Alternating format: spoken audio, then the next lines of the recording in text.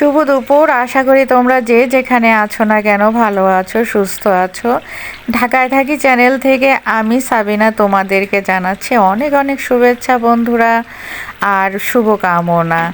আমি হোপ করি তোমরা যে যেখানেই আছো না কেন এই শীতে এই ঠান্ডায় নিরাপদে আছো এবং নিরাপদে থাকো, সেটাই বলবো। কারণ প্রচণ্ড ঠান্ডা, যে ঠান্ডায় একদম হিম হয়ে গিয়েছি। তো এখানে আমি একদম দুপুরবেলা পিক আওয়ারে তোমাদের মাঝে চলে আসলাম। রান্না বান্না আমার অলমোস্ট শেষ। তো এখন আর কি মানে গোসল করে নিব এই শীতেও। আজকে মোটামুটি রোদ একটু আছে, তারপরেও প্রচুর শীত, শৈত্যপ্রবাহ যাকে বলে। তো এই যে দেখছো, এটা কিন্তু পরের দিন বন্ধুরা। আমি কিন্তু একটা লাল কার্ডিগান জড়িয়ে নিলাম। আর হচ্ছে এই যে দেখো এখানে এই যে চাদরটা, এটা কিন্তু খুব এটা আমার বোন আর কি, আমার আমার মামাতো বোন আমাকে দিয়েছিল।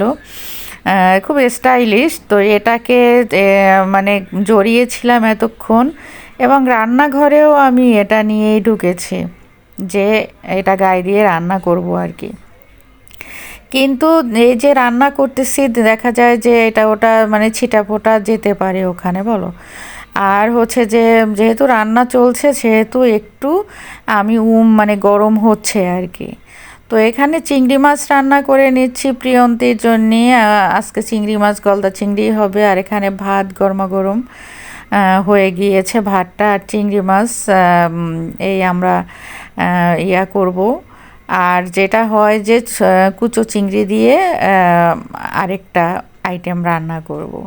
তো সাধারণত মানে গলদা চিংড়িতে আমরা নারিকেলের দুধ যেটা এটা দেই।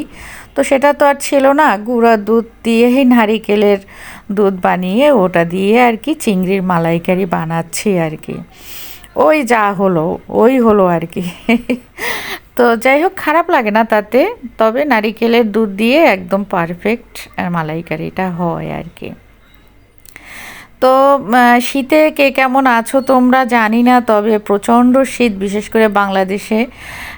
আর আদার্স কান্ট্রিগুলো, শীতপ্রধান দেশগুলোতে ওনাদের তো থাকে, রুম হিটার টিটার থাকে, একটা অল্টারনেটিভ ব্যবস্থা থাকে। জানি তাদেরও কষ্ট। আর সূর্যের মুখ আজকে দেখাই যাচ্ছে না। গতকালকে তো মোটামুটি সূর্য ছিল, আজকে একদম সূর্য নেই আর কি। তো কি করতে হবে এখন? রান্না বান্না বা খাওয়া দাওয়া তো করতে হবে, বলো। পেট তো আর কোনো কিছু শুনবে না।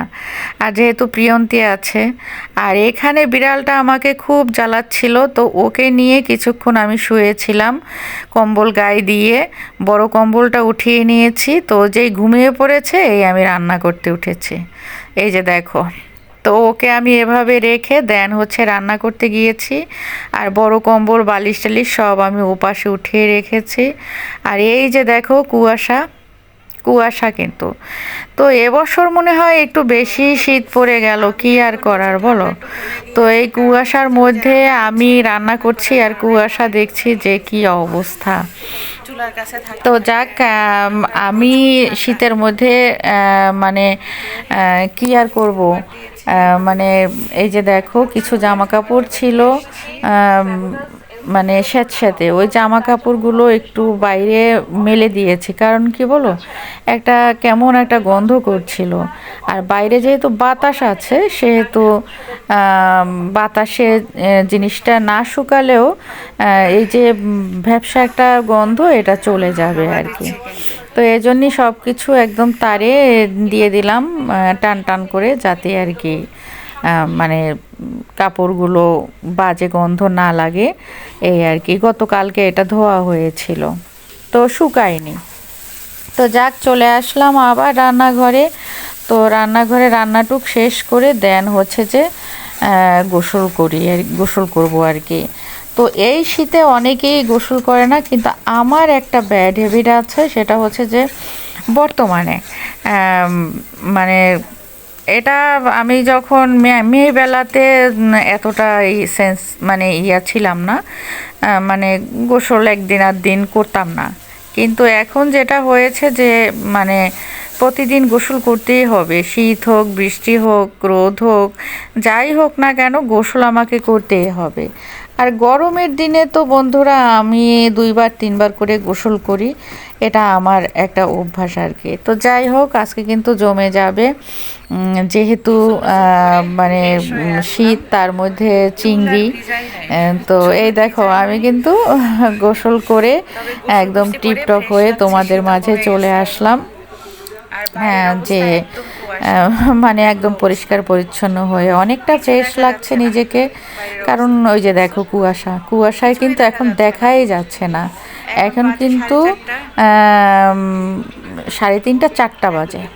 তো 4টার সময় দেখো অবস্থা, কুয়াশা দেখছো অবস্থা।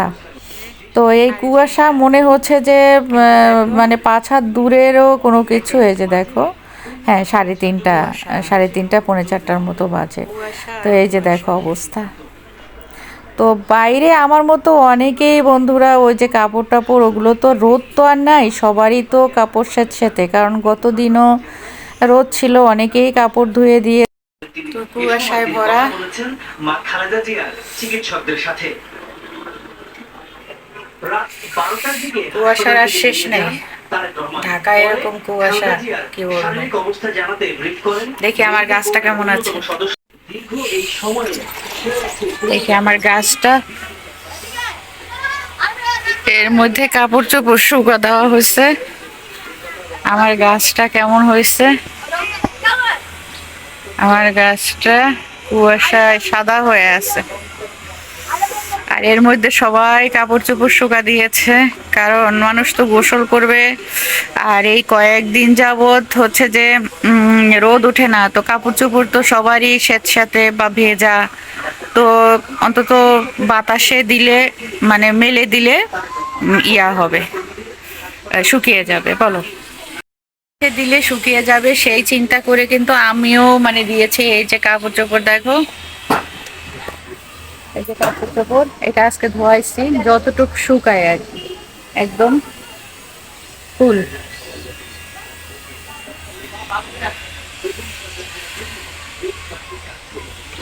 আর দেখো নিচে সবার অবস্থা কি, সবাই যে যতটা পেরেছে শীতের কাপড় মানে গায়ে জড়িয়ে তারপরে নেমেছে বাইরে, কিন্তু একদম কোনো কোলাহল নেই। আমার মনে হয় কেউই বের হয়নি, মনে হচ্ছে ইউরোপ কান্ট্রি একদম কুয়াশা, মানে শুধু তুষার পড়াটা বাকি ছিল, বলো। আর দূরে যেটা আমি দেখতে পেলাম সেটা হচ্ছে যে সবাই, মানে সবাই না, কিছু মানুষ হচ্ছে যে শীত নিবারণ করার জন্যে ওই যে রাস্তার মধ্যে আর কি ওই যে আগুন জ্বালিয়ে তারপরে তাপ নিচ্ছে। তো ওটা দেখে কিন্তু সবাই আস্তে আস্তে ওদিকে এগোচ্ছে, সবাই আর কি তাপ নিবে। এটাও কিন্তু শীতের একটা মজা, বলো। আমি ছোট থাকলে আমিও কিন্তু চলে যেতাম, দেখো ওখানে কিন্তু লোকজন কম ছিল, কিন্তু আস্তে আস্তে কিন্তু ভরে যাচ্ছে।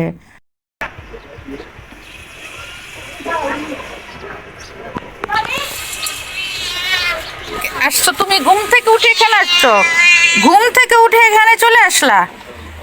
আমি কাজ করছি, রেখে আসছিলাম হচ্ছে কম্বলের মধ্যে, কম্বল মধ্যে থাকবে না। এই যে ব্যালকনিটা আসলেই, ব্যালকনিতে আসছো তো এসে বলে না আমি বাইরে দেখবো, দেখো তো এই যে দেখছো শীত লাগে, মা চলো ঘরে চলো।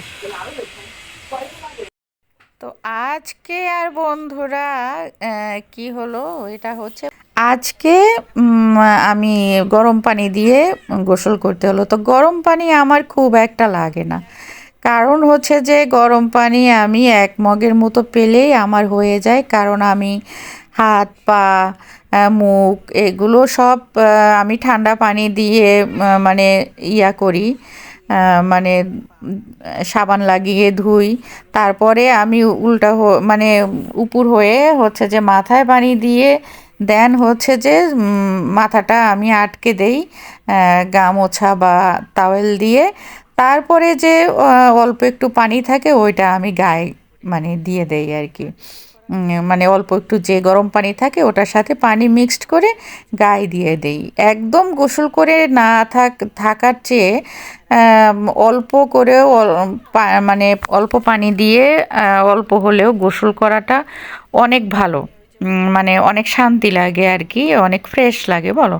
তো আমি বেশি শীত পড়লে এটাই করি আমি। আমি যেটা করি যে ১ মগের মতো পানি আমি করে নেই। তারপরে আমি মাথা, হাত, পা এগুলো আগে ধুয়ে নেই আমি ঠান্ডা পানি দিয়ে। তারপরে শেষে ওই যে গরম পানিটুকু থাকে গায়ে দিতেই তো বেশি মানে মানে ঠান্ডা।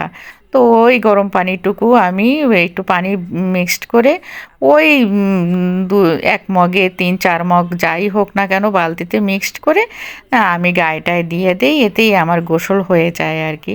খুব বেশি আর কি দরকার হয় না। কারণ গোসল না করে থাকবো তার থেকে বরং অল্প পানি দিয়ে গোসলটা করে ফেললে আম অনেক ফ্রেশ লাগে। আমি অন্তত শীতে গোসল না করে থাকি না।